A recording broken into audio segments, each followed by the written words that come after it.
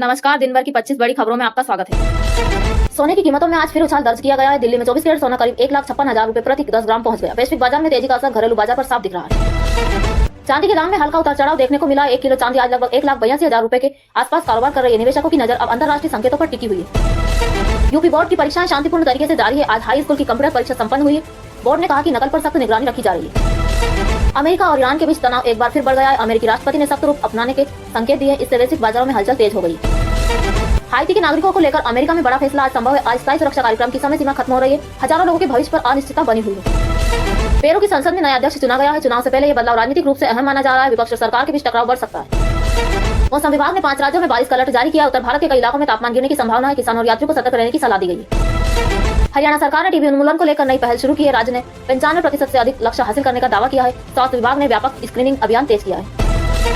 राजधानी में एक बच्चे पर आवारा कुत्ते के हमले की खबर है। बच्चे को गंभीर चोटें आई और अस्पताल में भर्ती कराया गया है। स्थानीय प्रशासन पर लापरवाही के आरोप लग रहे हैं। फिल्म निर्देशक मिलाप जावेद की नई फिल्म का फर्स्ट लुक जारी हुआ है। फिल्म 22 मई 2026 को रिलीज होगी। सोशल मीडिया पर फैंस की उत्सुकता बढ़ गई है। प्रधानमंत्री नरेंद्र मोदी ने इंडिया एआई इम्पैक्ट समिट का उद्घाटन किया। उन्होंने कहा कि एआई मानवता के लिए नई संभावनाएं खोल सकता है। भारत को ग्लोबल एआई हब बनाने पर जोर दिया गया।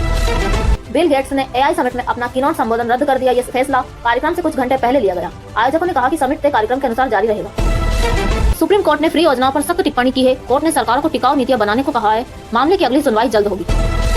प्रियंका गांधी 2 दिवसीय दौरे पर असम पहुंची है। उन्होंने स्थानीय कार्यकर्ताओं से मुलाकात की। दौरे को चुनावी रणनीति से जोड़कर देखा जा रहा है। एआई समिट में कई अंतर्राष्ट्रीय कंपनियों ने निवेश की घोषणा की है। तकनीकी सहयोग पर बड़े समझौते हुए। सरकार ने इसे डिजिटल भारत के लिए अहम बताया। राहुल गांधी ने छत्रपति शिवाजी महाराज की जयंती पर श्रद्धांजलि दी। उन्होंने शिवाजी को प्रेरणा का प्रतीक बताया।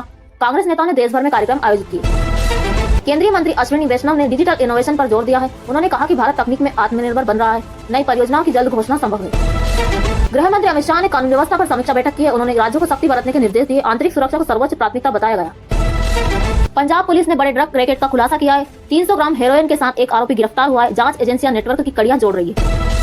वाराणसी एयरपोर्ट पर रात की कुछ उड़ानें अस्थायी रूप से रोकी गई है। तकनीकी कारणों का हवाला दिया गया है। यात्रियों को वैकल्पिक व्यवस्था दी जा रही है। महाराष्ट्र में एटीएम लूट मामले में मुख्य आरोपी गिरफ्तार हुआ है। उस पर 20,000 रुपए का इनाम घोषित था। पुलिस ने गैंग के अन्य सदस्यों की तलाश तेज की। दिल्ली में महिला सुरक्षा को लेकर विशेष अभियान शुरू हुआ है। पुलिस ने संवेदनशील इलाकों में पेट्रोलिंग बढ़ाई है। सरकार ने सख्त कार्रवाई का भरोसा दिलाया है। वित्त मंत्री निर्मला सीतारमण ने कहा कि अर्थव्यवस्था मजबूत स्थिति में। उन्होंने निवेश और विकास दर पर सकारात्मक संकेत दिए। सरकार ने महंगाई नियंत्रण को प्राथमिकता बताया। पश्चिम बंगाल की मुख्यमंत्री ममता बनर्जी ने केंद्र पर निशाना साधा। उन्होंने कहा कि राज्यों के अधिकारों का सम्मान होना चाहिए। राजनीतिक बयानबाजी तेज होती दिख रही है। उत्तर प्रदेश के मुख्यमंत्री योगी आदित्यनाथ ने विकास परियोजनाओं की समीक्षा की। उन्होंने अधिकारियों को समय पर काम पूरा करने के निर्देश दिए। राज्य में बुनियादी ढांचे को मजबूत करने पर जोर दिया गया।